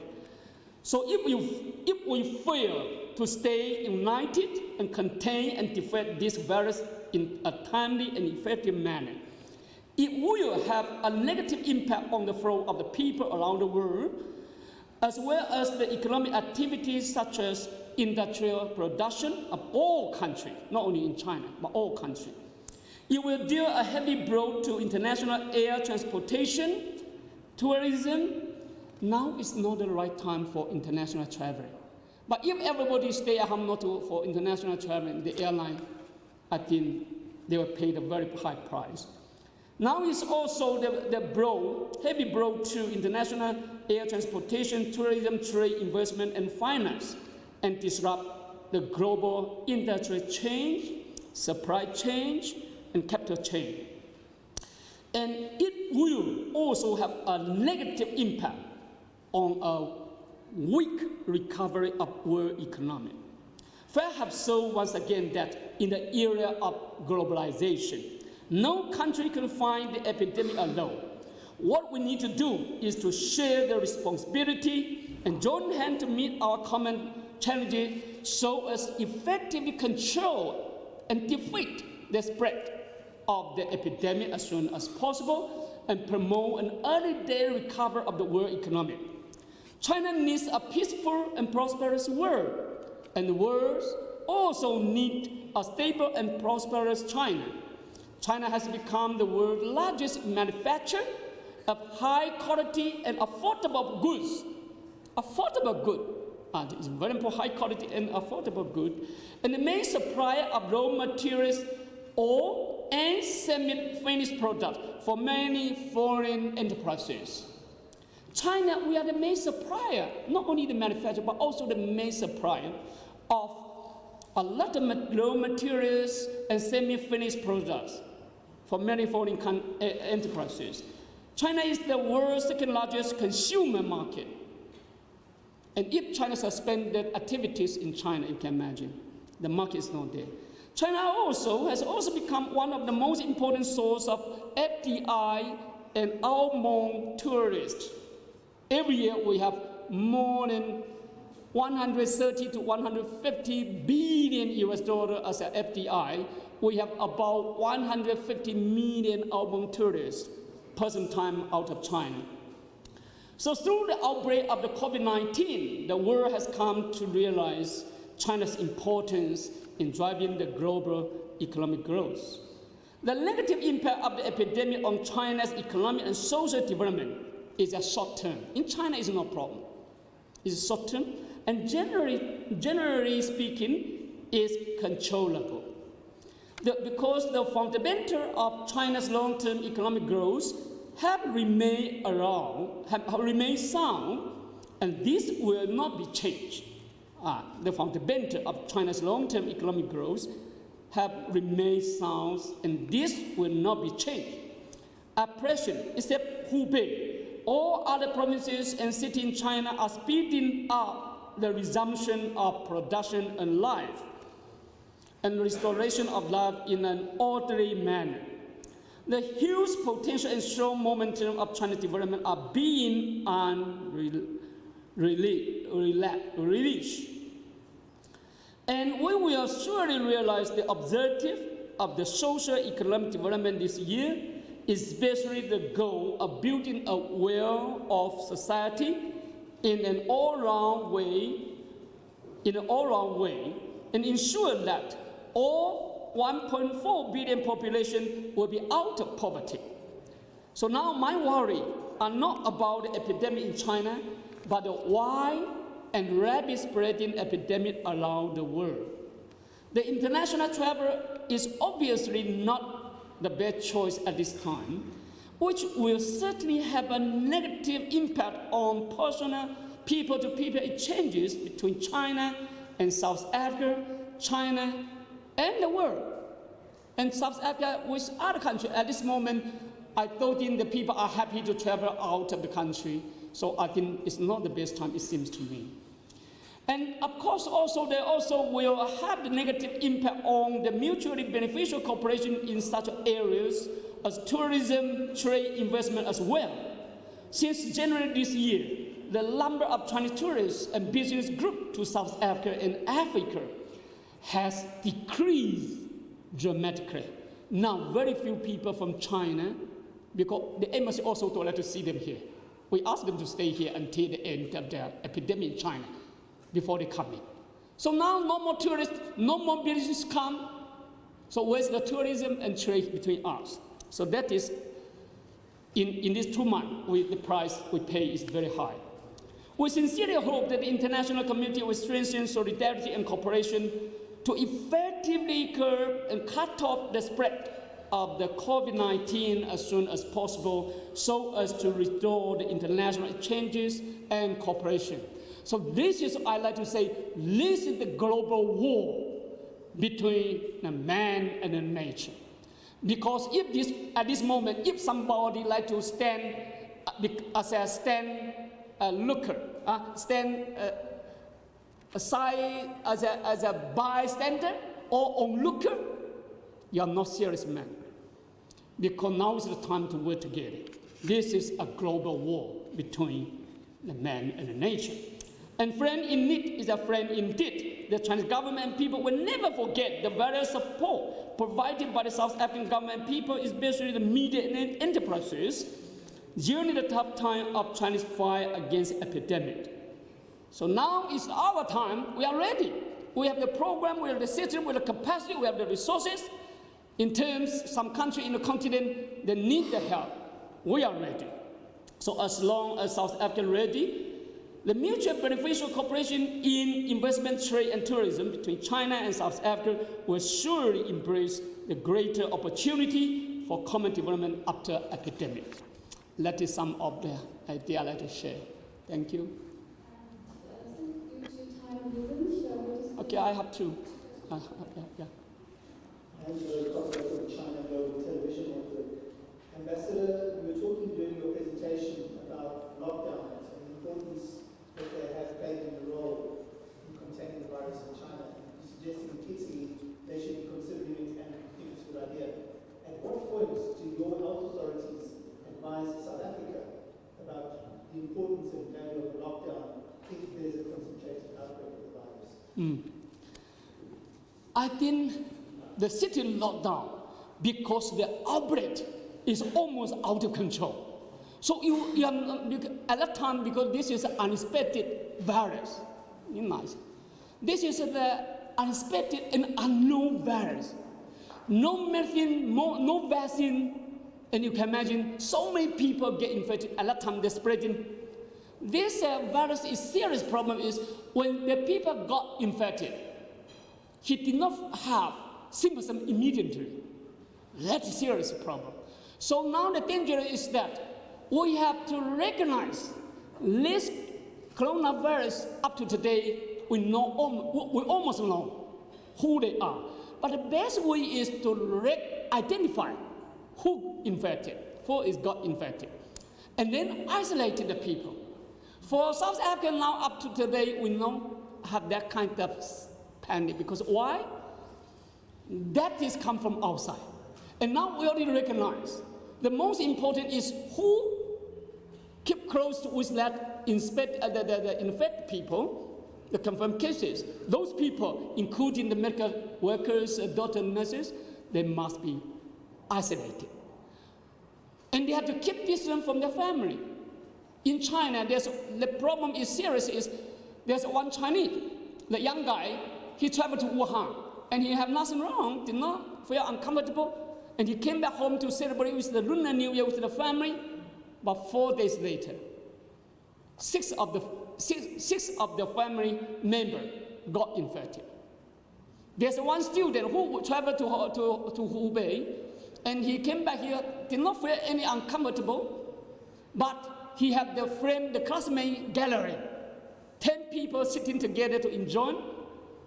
4 days later, 6 of them got infected. This is why we call on the public suspended all the public activities nationwide. Ask the people to stay at home, not to go to the public area. I think this is a deadly spreading infectious disease. It could be prevented, could be treated, could be cured. But we have to recognize, identify, and isolate it and treat it immediately. This coronavirus is curable. So for South Africa, I think now is no need to take that action, like China to lock down the city. But I think it's good for those people connected with them, including who on board together with him. In China, we have the system. When we saw some people in one train or in one aircraft, you have the sympathy. We must treat them back. Who come together with you in that aircraft, in that train, in that bus?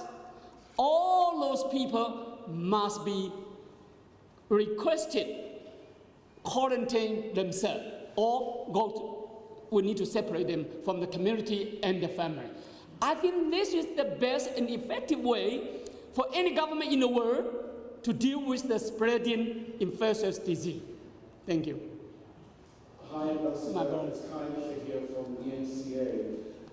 Given obviously your strong bilateral ties between China and South Africa, are you at a position to offer any assistance? Because, Ambassador, you're saying that you're willing to share your experience without any reservations. So in light of the case that has been confirmed in South Africa, are you in a position to offer any assistance at all? And maybe just once again, going back to the question of repatriation, Ambassador, do we know exactly when our South Africans coming back home? Have you been able to establish the exact date? Thank you. Thank you so much. China and South Africa are the comprehensive strategic partnership. This partnership is not only on the paper or by lips. We are a comprehensive strategic partnership.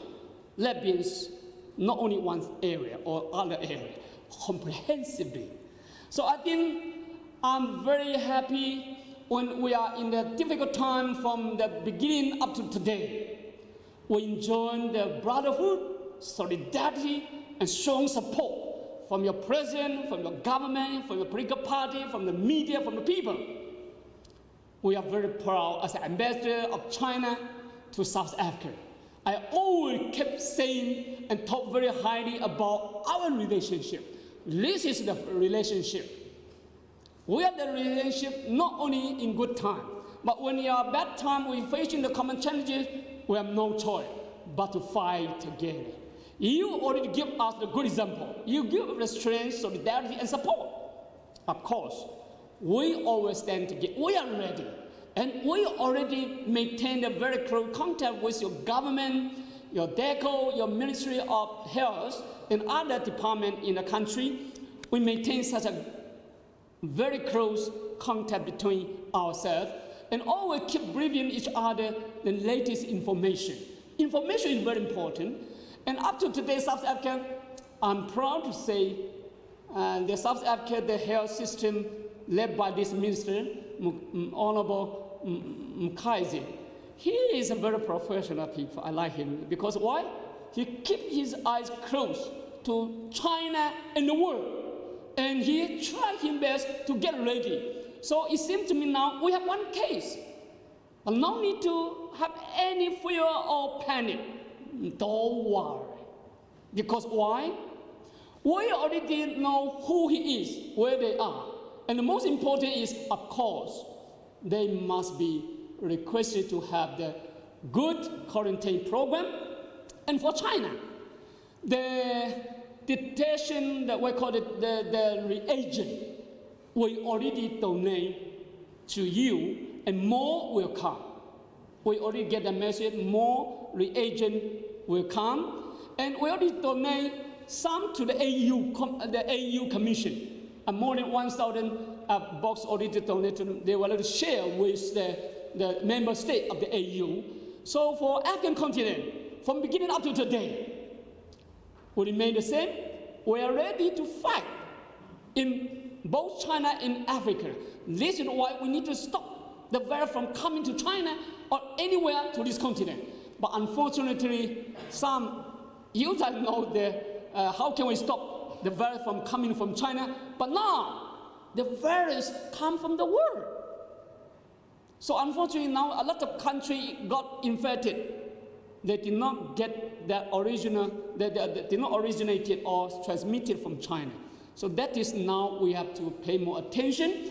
But for the evacuation, we are ready to work together with the government to make sure that evacuation will be successful, will be smooth, will be effective measure, and we are ready to offer, to share whatever we learn from our practice, whatever we have in our capacity, whatever we can do in our cooperation. For South Africa, we have no things to hide. We are ready to fight together. So for one individual cases, perhaps one or two cases come here, don't worry. The problem is we have to recognize them and isolate immediately. No exception. And this exception, whoever keep the infected people, you keep the killer. The kill, they will start to kill the family, kill the community. So not to keep the infected people at home. Whoever knows somebody have that kind of symptom, he have to go to the test. And if it's positive, you have no choice to quarantine, and some people surrounding them to be quarantined there. So for us, anything good or bad, we are ready together with the South African government and people to fight against this global war between the nature and human being. So I think it's no problem. We are ready here. Thank you. So, let's call it today. Dear friends, thank you for coming. And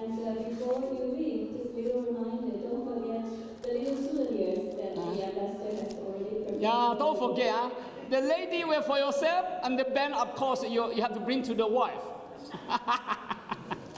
I thank you for your coming. I will be here. Any question, you are free to come to me.